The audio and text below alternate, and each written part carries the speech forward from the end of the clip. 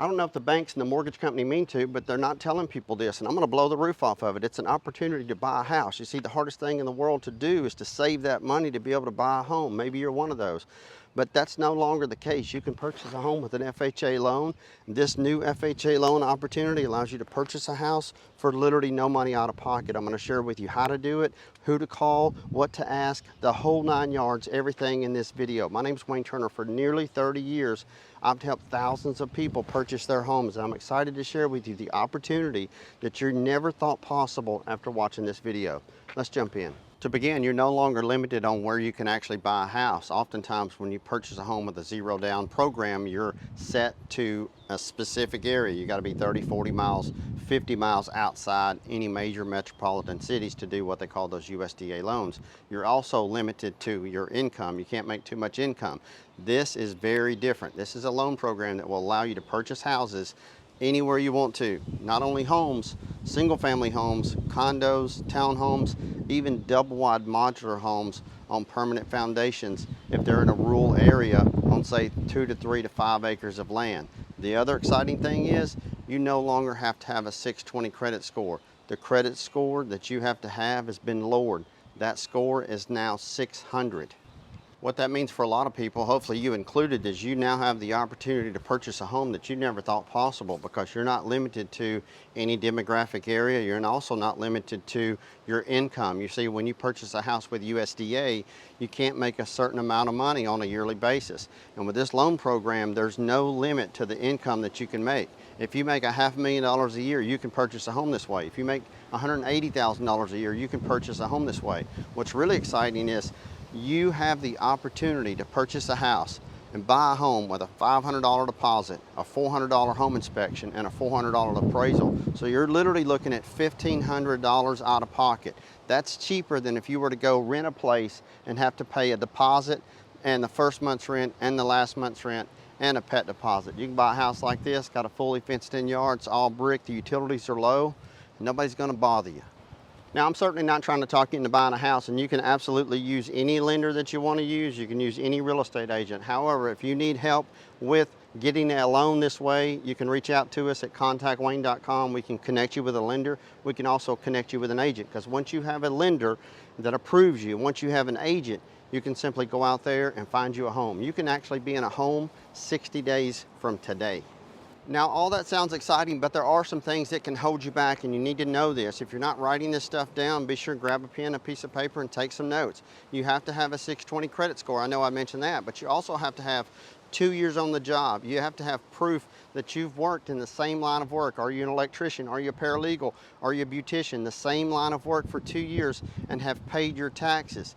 If you've been in the same line of work for 2 years, have paid your taxes, and you got a 600 credit score, you owe it to yourself to have a lender to look at all of your credentials, your debt to income ratio, your income coming in, and your credit. They'll pull all of that information, but once you're approved, we connect you with an agent. Once we connect you with an agent, you go buy a house. All that is fun, exciting, but once you get a contract on the house, you got to know what to do from there. Of course, we have agents to walk you through the process, but let me share just a few things with you. Because FHA, you have to have a house in decent condition. You can't buy a foreclosure that's just atrocious and beat all to pieces. You can't buy a house that's just tore all up. But let me show you one thing on this house that would keep the home from going FHA. And the reason being is because the home was built before 1978. Homes built before 1978, they painted the homes with lead-based paint. And they say that what you have to do is disclose it and you have to paint it. You see that right there? It's just as simple as paint. So if you're out there and you're a homeowner and you're thinking about selling your house and moving to another home and you don't want to go FHA, you don't want to sell it to an FHA buyer, you have to understand it's just as simple as painting. You can put a coat of paint on that, scrape that off. But here's the trick, you have to understand this. Don't scrape that paint and leave it on the grass, because they cannot have that. Because if a kid were to come along, this is for the health and well-being of people. This is why FHA steps in for your benefit as a buyer. So you scrape that off, it's painted, this house will go FHA. Let's take a look inside. Now, once you find the home that you like, you're going to make an offer to purchase, but it's really important to know, and we let the agents know that we're working with, that you're working with, that you need help with closing costs. You see, closing costs is what starts your escrows, your taxes and insurance, and then the lender does charge you a fee for actually giving you a loan. All lenders do.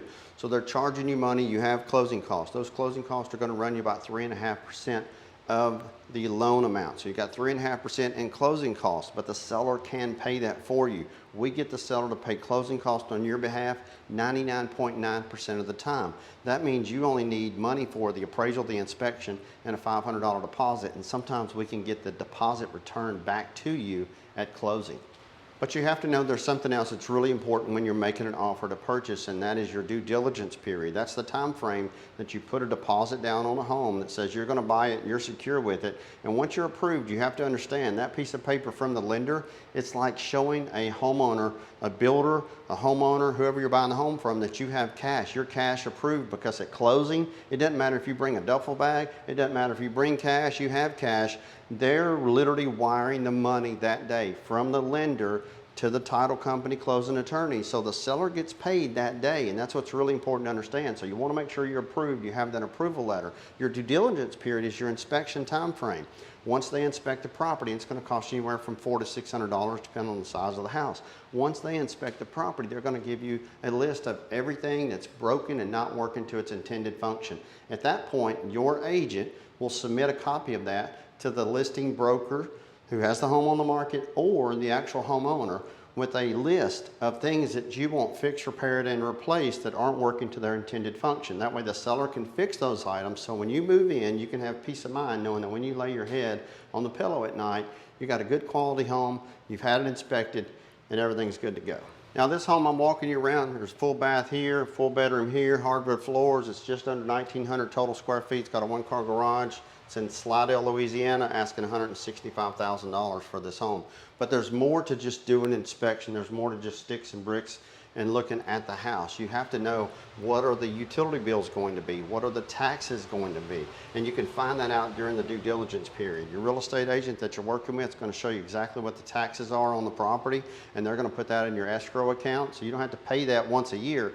It's being taken out of your mortgage payment on a monthly basis that you're paying. Also, with taxes, you're going to have homeowner's insurance. So it's a good time to get homeowner's insurance and a quote on the property. So that way you kind of know what's the gas bill, the water bill, the sewer bill, the electric bill, as well as the insurance. But I want to show you outside, because there's something else you need to do that a lot of people miss when it comes to doing their home inspection. Now, when you start to look around and walking around a home, you'll see a fence. There's a fence here and there's a fence there. And I always tell people, even though you're not buying a piece of raw land and just land, you're still buying dirt. You're still buying land, as we call it.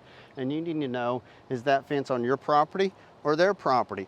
A survey will do just that for you. It's going to show you the meets and bounds, where it begins, where it ends. It's also going to show you if there's any easements, servitudes, or encroachments on the property. You need to know that going in. That way, is anybody encroaching upon your property? Is there a fence on your property that's about to be your home? What about a storage building, a swimming pool, any of that? You want to make sure that you see that. You walk around the home itself, and you do that during your due diligence period. That way, you can have the seller take care of any issues that arise and not you. Another thing I almost forgot, that survey most of the time is going to show you the flood zone. You need to know if the property is in a flood zone. And the only way to truly know that and to tell is to Google the property, and I always tell people to do that. Get out, talk to the neighbors, knock on their door, ask them, has the area ever flooded? Does it hold water? What about the streets? What about the schools? What about the neighborhoods? Do you like living here? How long have you lived here? Why do you think they're selling the house? It's always a good idea to ask why they're selling, because why they're selling can have a direct correlation in what you make on the offer and the money that you save when you buy the home.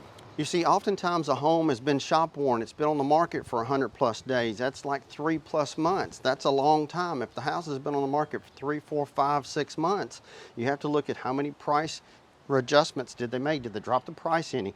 If they haven't dropped the price, or if they dropped the price a little, I can tell you, somebody's had a home on the market for 6 months, they're going to be more motivated than somebody that had a home on the market for 30, 60 days. You also have to look at estate sales. Oftentimes there's an estate sale succession where someone has passed away and the house is vacant. Oftentimes those homes, they're just ready to get rid of them. Mom's gone, dad's gone, and they're ready to sell the house and move along.